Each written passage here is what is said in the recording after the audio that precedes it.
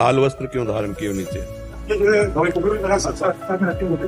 तो बिना संन्यास के लाल वस्त्र क्यों धारण? तो संन्यास लिया है कि बिना संन्यास के लाल वस्त्र?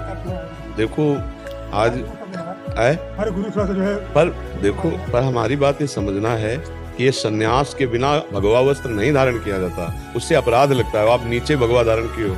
अगर संन्यास अर्ध संन्यास दिया जाता है तो ऊपर भगवा होता है, नीचे सफेद होता है। फिर पूर्ण संन्यास होता है तब दोनों भगवा धारण। आप नीचे भगवा धारण किए, ऊपर राम नाम नहीं उड़े हो। इससे पता चलता है कि आप अपने धर्म के अनुसार नहीं बेच लिए हो। वेश के तो धर्म के आज हम इसी बात से दुखी होकर कह रहे थे कि देखो हम लोग क्या हो रहा है कि हम अपने आचार्य परंपरागत, अपने साधु परंपरागत ना चल के मनमानी वेश धारण कर रहे हैं, मनमानी आचरण कर रहे हैं। तो उससे क्या होता है, फिर साधुता की निंदा होती है। एक आचार्य परंपरागत चलो, जब आपने संन्यास नहीं लिया तो भगवा नहीं धारण करना चाहिए। कौन से गुरुदेव हैं जिन्होंने संन्यास ना देने पर आपको भगवा वस्त्र पहनने के लिए अलाउ कर दिया? ऐसा नहीं है। जब हमारे सब धर्म विरुद्ध आचरण होंगे तो हम कैसे भगवत प्राप्ति कर पाएंगे? वेश की मान्यता कैसे कर पाएंगे?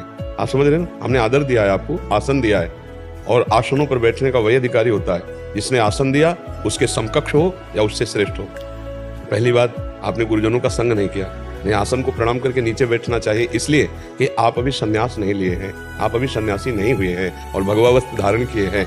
इसलिए आपको पहली दृष्टि में ही पर हमने आपका आदर इसलिए किया कि वेश भगवान का स्वरूप होता है, और आपने वेश भी तो गुरु भगवान से नहीं लिया है ना। तो इसलिए हम आपके सुख के लिए कह रहे हैं। तो हमने तो आपका सम्मान किया है, आदर किया है, और हम कह रहे हैं कि यदि आप सन्यास का भगवा वस्त्र धारण, तो वेश क्यों नहीं ले लेते? आप मंत्र क्यों नहीं ले लेते? सन्यासी क्यों नहीं बन जाते? आप सन्यासी हो नहीं, सन्यासी का वेश धारण क्यों? यही आज हमारे देश में पाखंड की वृद्धि कर रहा है। लाल वस्त्र पहने, पूछो किससे लिया? कोई मतलब नहीं। अपने आप पहन लिया, अपने आप मांग रहे हैं, अपने आप ऐसा कर। ये वेश मंगतों का वेश नहीं है, ये बादशाहों का वेश है। 20 मिनट के लिए भिक्षुक बन करके 4 घरों में 4 रोटी मांग ली, जीवन भर के लिए बादशाह है। ये थोड़ा समझना पड़ेगा इस विषय में। नहीं तो गुरुजनों की शरण में हो, अगर सन्यास में हो तो आपको त्रिपुंड लगाना चाहिए। सन्यास में हो तो गुरु का भेष धारण करना। ना आपने गले में रुद्राक्ष की कंठी पहनी, कहाँ कंठी कहाँ है? कंठी जो है नीचे है। कहाँ? फिर से बने गए थे ना, वो तो निरंतर कंठ से लगी रहती। फिर भी हम आपसे स्वागत करके कह रहे हैं, आप गुरु से नियमानुसार वेश धारण करो। आपके चरणों में आना चाह रहे हैं। नहीं, हम तो आपको केवल सलाह दे रहे हैं कि गुरु की शरण में हो, आचार्य परंपरा से चलो। आज हमारे जो साधुता में पाखंड फैल रहा है, जो दोष फैल रहा है, वो यही कारण है कि ना तो गुरु की मान्यता है, ना गुरु संप्रदाय के अनुसार चला जा रहा है। भेष पहन लिया गया, मनमानी आचरण में पैसा मांग रहे हैं, कोई शराब पी रहा है, कोई ऐसे चल रहा है, और लोग समझते हैं साधु है। साधु ऐसे नहीं होते। साधु प्राण त्याग सकते हैं लेकिन अधर्म आचरण नहीं कर सकते। साधु प्राण त्याग सकते हैं लेकिन पैसा नहीं मांग सकते। साधु प्राण त्याग सकते हैं लेकिन किसी का अहित अमंगल, किसी के कठोर वचन, मतलब समझो बहुत बड़ा मार्ग है साधु का। तो इसलिए कृपा करके आप साधु वेश धारण किए तो आप संप्रदाय आचार्य अनुसार धारण कीजिए और चलिए, तो भगवान की प्राप्ति हो जाएगी। नहीं ऐसे जीवन, भाई भंडारे में चले जाओगे, 100 रुपया मिलेगा, भोजन मिलेगा, खाओ पियो मौज करो, लेकिन भगवत प्राप्ति तो नहीं होने वाली ना। भगवत प्राप्ति के लिए तो साधना करनी पड़ेगी ना, है भटक रहे हैं। हाँ, इसीलिए सावधान हो जाओ, जिससे तुम्हारा मंगल हो जाए। मनुष्य देह मिली है भगवत प्राप्ति के लिए, प्रभु भटकने के लिए नहीं मिली है। इससे आपको रुपया मिल जाएगा, भोजन मिल जाएगा, लेकिन भगवान की प्राप्ति का मार्ग नहीं मिला तो फिर फायदा क्या हुआ? और ये जो गृहस्थों का अन्न है, गृहस्थों के द्वारा दिया हुआ धन है, ये हराम का नहीं है। एक एक का हिसाब होगा। अगर भजन नहीं है और दान पुण्य लिया जाए तो वो दान पुण्य हमारी बुद्धि भ्रष्ट कर देगा और हमको दुर्गति प्रदान करेगा। ये हराम का पैसा नहीं, गृहस्थों का मेहनत की कमाई से जो हमें देते हैं, तो हम अपनी मेहनत की कमाई उनको देना है। भजन, तपस्या, साधना, उनका मंगल हो, वो सुखी रहे। उनके पास धन है, उन्होंने अन्न धन दिया, हमारे पास भजन रूपी धन है, तपस्या हम। अगर ऐसा नहीं तो भोगना पड़ेगा। फिर गुरुजन कहते थे, गृहस्थों के अन्न के बड़े बड़े दांत, भजन न करोगे तो फाड़ डालेंगे हाथ। ये कोई साधारण नहीं दान पुण्य भंडारा खाना। इसके लिए तपस्या और भजन चाहिए। तो खूब भजन करो, संप्रदाय अनुसार आचार्य के, गुरुजनों के शरण में होकर फिर वेश धारण करो। वेश भगवान का और हमारा गुरु प्रदत्त नहीं है, तो फिर इससे हानि हो जाएगी। प्रणाम नमस्कार जैसे लोग करते हैं, फिर उससे सब हमारा दुर्गति हो जाएगी। इसलिए कोई प्रणाम नमस्कार करे तो उससे भी भजन जाता है। हाँ, और हमारे सुकृतों का क्षय होता है। हाँ, क्षय होता है। इसलिए साधु के पास कुछ नहीं रहता भगवान के सिवा।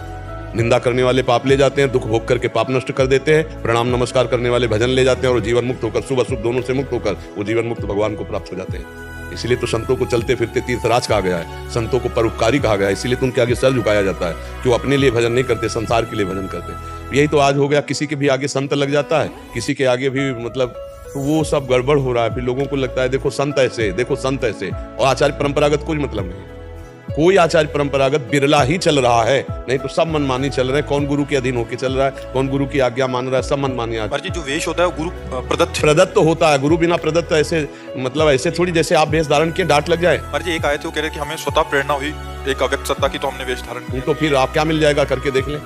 करके देख ले, अहंकार की पुष्टता ही होगी। बिना गुरुजनों की शरण में गए अहंकार, जब भगवान सर्वव्यापी सब ज्ञान समुद्र वो संदीपिनी जी के चरणों में बैठ करके ज्ञान प्राप्त कर रहे हैं, वो वशिष्ठ जी के चरणों में बैठ के प्राप्त कर रहे हैं। जो जगत गुरु भगवान अवतार लेते हैं वो जब गुरु बनाते हैं तो औरों की बात क्या है? औरों की बात क्या है? गुरु के बिना शरण में हुए कोई अहंकार का नाश कर सकता है? हमने अपने आप से भेष धर लिया, हम अपने आप से कर लिए तो फिर क्या है? ऐसे है? ऐसे मान्यता बाजार से खरीद के वर्दी पहन लो, उसकी मान्यता होगी क्या? मान्यता होगी जब सरकारी बिल्ला लगेगा, और नहीं जब सरकारी से मुठभेड़ होगी ना तो बंदी बना लिए जाओगे। वाले एसएसपी डीएसपी की आप नौटंकी नाटक में जो वर्दी होती है उसे चढ़ा के घूमो रोड में, और जब असली अधिकारी मिलेगा ना तो तुम्हें जेल के अंदर डाल देगा।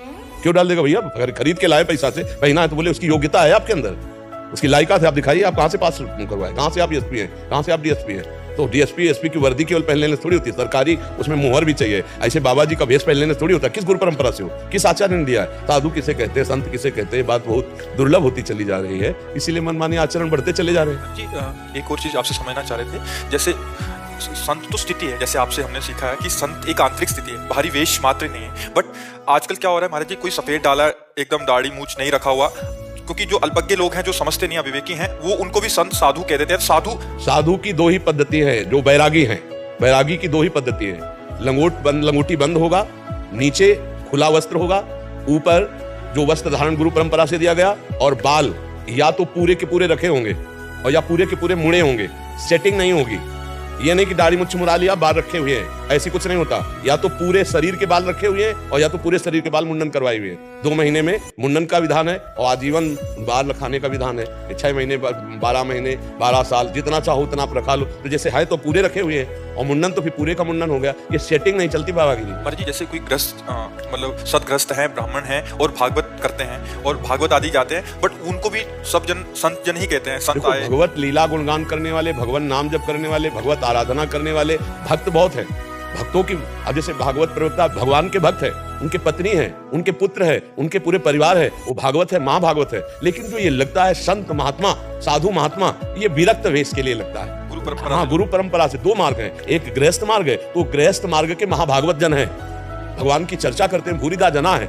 पर जो संत परिपाटी है, जैसे सन्यास मार्ग है, तो ये मार्ग में ये बात चलती है कि ज्ञान मार्ग में जो है वो गेरुआ वस्त्र और हाँ, और जैसे वैष्णव में विरक्त है तो इस तरह से, हाँ, इस तरह से पीले या सफेद वस्त्र जैसे धारण किए हुए हैं। तो क्या संत शब्द जो है लंगोटी बंद वैरागी के आगे लगता है, जो भगवान अनुराग में, और जो गृहस्थ में है वो भगवत प्रेम में डूबे हुए महात्मा जन है। वो चाहते भी नहीं कि हमें कोई संत कहे, वो चाहते भी नहीं है कि हमें कोई संत कहे, कोई महात्मा कहे। अब ऐसा विरक्त वेश की मर्यादा को रखना बहुत कठिन हो गया है, बहुत कठिन। बाल बहुत सेटिंग से है, रोज दाढ़ी और मुझ चिकनी की जा रही है, हम उसको क्या कह सकते हैं? ऐसा नहीं हो सकता, नहीं हो सकता।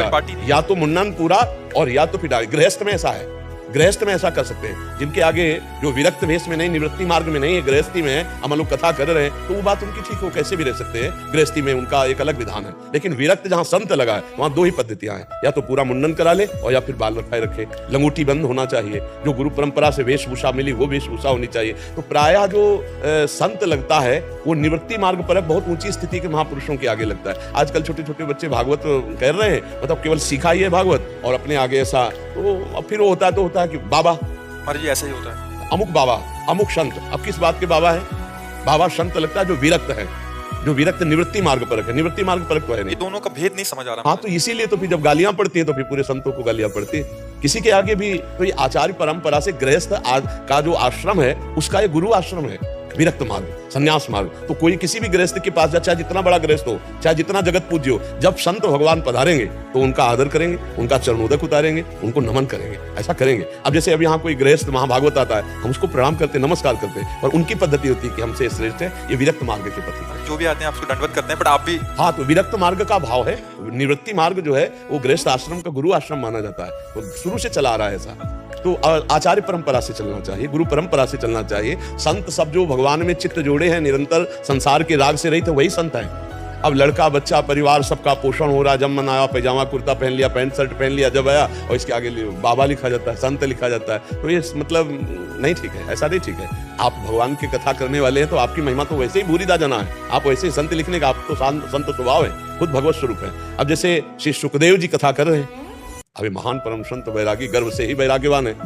अब जब गृहस्थ से कथा करें तो महाभागवत हैं, आप भगवान की चर्चा करने वाले हैं, पर संतों का आदर सदैव महाभागवतों ने किया है। संतों का आदर, वो अपने आगे कोई संत भी होने पर वो अपने को संत नहीं कहेगा, जब आप उससे कहो तो एक है हम जैसे अधम जीव भला संत कहाँ हो सकते हैं, ये तो संतों के हम चरणों के आश्रित है। साधुता एक अलग मार्ग। महाराज जी एक दो चीजें आपसे कुछ शब्दावली समझना चाह रहे थे। महाराज जी दंडी स्वामी क्या होता है? दंडी स्वामी हाँ, जिन्होंने आद्य गुरु भगवान शंकराचार्य के मार्ग में दीक्षा ली है और दंड धारण किया, वो नारायण का स्वरूप है, वो अग्नि स्वरूप है। मतलब काषाय वस्त्र धारण किए हुए संसार से वैराग्य को प्राप्त हुए, जिनका संसार में नारायण के सिवा ब्रह्म के सिवा कुछ नहीं है। सर्वतो भावेन, मतलब बहुत ही कठिन मार्ग है संन्यास मार्ग। अर्थ त्यागी, स्त्री काठ की भी स्पर्श नहीं करना संन्यास मार्ग में बड़ा नियम है।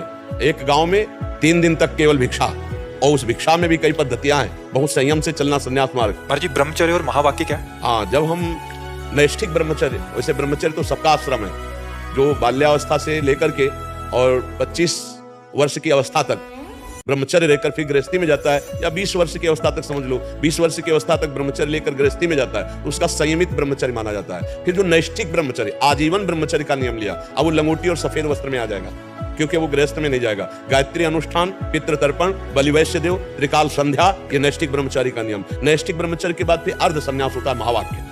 जब महावाक्य गुरुदेव देते हैं तो सफेद कपड़ा नीचे को होता है, एक अपना प्रसादी वस्त्र कासाय दे देते हैं जो ओढ़ लिया जाता है। त्रिपुंड धारण करना, कंठी धारण करना, और नीचे श्वेत, ऊपर अरुण वस्त्र, भगवा वस्त्र धारण करना, ये महावाक्य का। और महावाक्य के बाद फिर संन्यास होता है। जो संन्यास 2 प्रकार का होता है, एक दंड लेना और एक दंड त्यागी। जो महापुरुष होते हैं, जो परमहंस कहे जाते हैं, वो भी सन्यासी ही होते हैं। पर ये जो आद्य गुरु भगवान शंकराचार्य जी के आचार्य कोटि में है, ये 3 महापुरुष जो है, जैसे सरस्वती लगता है, तीर्थ लगता है, आश्रम लगता है, ये दंड धारण करने वाले होते हैं। फिर आगे पूरी गिरी भारती, कई तरह के महापुरुषों का 10 नामी भगवान शंकराचार्य जी के शिष्य, तो फिर उसमें संन्यास होता है। नैष्ठिक ब्रह्मचर्य के बाद महावाक्य, और महावाक्य के बाद संन्यास होता है। वो सन्यासी मोक्ष स्वरूप भगवान नारायण का स्वरूप माना जाता है। जैसे दंड लिए खड़े हो, तो कोई चाहे कल दंड लिए हो, और हम चाहे 50 वर्ष से साधना कर रहे हैं, लेकिन उसके खड़े होकर उनके चरणों में झुकना एक कर्तव्य है, जब वो दंड धारण किए हुए हो, और वो ब्रह्म ऋषि को ही प्राप्त होता है। कल परसों कोई आए थे आप इसलिए? हाँ, वो जो शास्त्रीय पद्धति है कि वो हर वैष्णव चाहे जो कोई हो उठकर खड़ा हो जाएगा, उनका संन्यास का आदर करेगा, क्योंकि नारायण स्वरूप है। और वैष्णव पद्धति में है कि 2 मार्ग हैं। अब जैसे नैष्ठिक ब्रह्मचर्य से वो गृहस्थ मार्ग में गया, तो वो गुरु से दीक्षा लेकर के घर गृहस्थी में भजन करते हुए भगवत प्राप्ति करेगा। और एक है विरक्त मार्ग में, तो विरक्त मार्ग में जो गुरुदेव भेष देते हैं, उसी का आजीवन निर्वाह करते हुए जो गुरुजी मंत्र उपासना देते हैं, अपनी वैष्णव पद्धति से चलना, पर विरक्ति में कोई कमी नहीं। जैसे वो संन्यास में विरक्ति है, ऐसे ही संन्यास में विरक्ति है। ये भी संन्यास है, वैष्णव में भी संन्यास है। जो सर्व कर्मों को भगवत समर्पित है, वो सर्व कर्मों का त्याग है, वहां सब संबंधों का त्याग है, यहाँ सब संबंधों का समर्पण। सबकी ममता ताग बटोरी, ममपन बने बांधी बरडोरी। पर दोनों वैराग्य की चरम सीमा, और वो आत्मरति को प्राप्त होते हैं, भगवत रति को प्राप्त होते हैं, पर विरक्ति दोनों की होती है। महाराज जी पंडित किसे कहते हैं? पंडित जो शब्द आता है वो ब्रह्म ज्ञानी का आता है। विद्या विनय संपन्ने ब्राह्मणे गविहस्तनी सुनीच सुपाकेचा पंडिता समदर्शिना। जो समदर्शी सर्वत्र भगवान का बोध प्राप्त किए, उसे पंडित कहते हैं, वही ज्ञानी है। पंडिता समदर्शिना, पंडित उसे कहते हैं जो सर्वत्र भगवान का अनुभव कर लेता है। महाराज जी हम गाँव आदि में तो ये देखते थे, जो ब्याह आदि कराते हैं उनको हम पंडित जी कहते हैं। हाँ कहते हैं, पर पंडित शब्द की जो व्याख्या है गीता के अनुसार, विद्या विनय संपन्ने, देखो इसमें ब्राह्मणे भी है, जो विद्या विनय संपन्न ब्राह्मण में, गाय में, हाथी में, कुत्ते में, चांडाल में एक ही परमात्मा को देखता है, उसे पंडित कहते हैं। जो समान भाव से सबको देखता है, उसे पंडित। पंडित शब्द की व्याख्या है। गांव में हाँ पंडित जी उनको भी कह देते हैं। हाँ, पंडित पर शब्द ज्ञानी महापुरुष के लिए है, जो सर्वत्र ब्रह्म दर्शन कर रहा है, उसमें जाति पक्ष की बात नहीं है, वो ज्ञानी महापुरुष है। तो प्रेम और ज्ञान एक ही बात है। जो पराबोध तत्व है आत्मरति, वो और भगवत प्रेम, ये एक ही स्थिति है। प्रेम में अद्वैत स्थिति आती है और ज्ञान में भी अद्वैत स्थिति आती है। प्रेम में अद्वैत प्रेम करने वाला नहीं रहता, केवल प्रेमास्पद रहता है, और ज्ञान में दूसरा कोई नहीं रहता, केवल मैं रहता है। वो शुद्ध मैं ब्रह्म स्वरूप ही है। दोनों चरम सीमा के, इधर ब्रह्मबोध और इधर प्रेम, इसलिए दोनों को पंडित कहा गया। एक लास्ट महाराज जी, और जी हम जैसे बीए आदि करते हैं, बीएससी करते हैं, वैसे ही शास्त्रीय ज्ञान जो होता है, तो एक शास्त्री हो जाती है और एक आचार्य होती है। तो आचार्य, बहुत सारे आचार्य भागवत जी करते हैं, तो इसलिए उनको भागवताचार्य कहा जाता है, या किसी के आगे शास्त्री। पर ये पढ़ाई लिखाई का है, लेकिन जो आचार्य हैं वो अवतार लेते हैं। जैसे भगवान निम्बार्काचार्य, भगवान वल्लभाचार्य, श्री हिताचार्य, श्री स्वामी हरिदास जी, आदि गुरु भगवान शंकराचार्य, ये जो आचार्य अवतरित होते हैं, ये साक्षात भगवान का स्वरूप होते हैं। और ये जो आचार्य लगता है, पढ़ाई वाला आचार्य लगता है। हाँ, ये पढ़ाई वाला आचार्य, वो अवतारी आचार्य है। आचार्य और भगवान में इतना किंचन मात्र अंतर नहीं है, पर ये जो शास्त्री और आचार्य लगता है, ये व्याकरण के द्वारा जो पढ़ाइयां उनकी डिग्रियों में लगता है।